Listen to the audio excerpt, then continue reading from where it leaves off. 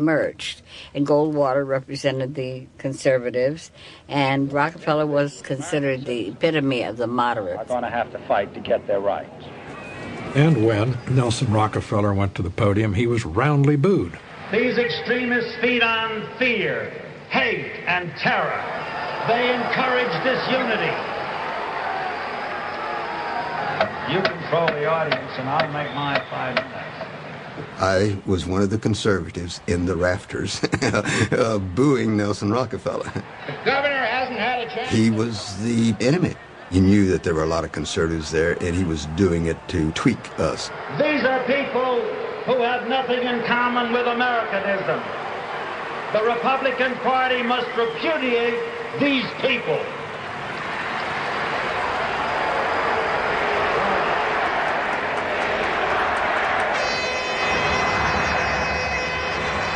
And that's when Goldwater took the whole convention by storm. 18, Rockefeller. Goldwater was winning the roll call vote, and they predicted that South Carolina was going to put Goldwater over the top. I was Barry Goldwater's youngest elected delegate, and so after I voted for Goldwater in the Louisiana delegation, I made a beeline across the hall. South Carolina, 16 votes. And I was standing like 3 feet away from him. He says, "Mr. Chairman, humbly grateful that we can do this for America." We can do this for America. South Carolina cares 16 votes for Senator Barry Goldwater to put him over the top.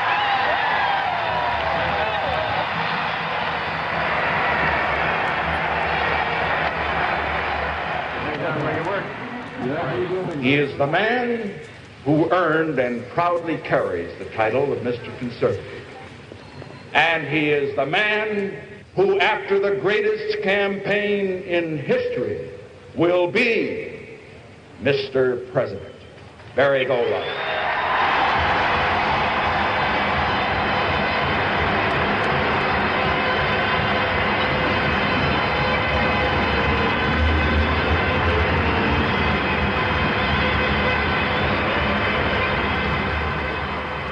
I'll never forget when he gave his acceptance speech, and the people and the crowds and the yelling and the thunderous stamping.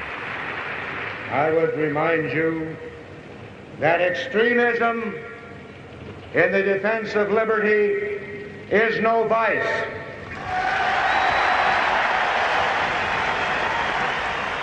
When Goldwater said his famous lines, "Extremism in pursuit of liberty is no vice," it is said that one of the journalists up in the press gallery rocked back in his chair and said, "Good God, Goldwater is going to run as Goldwater."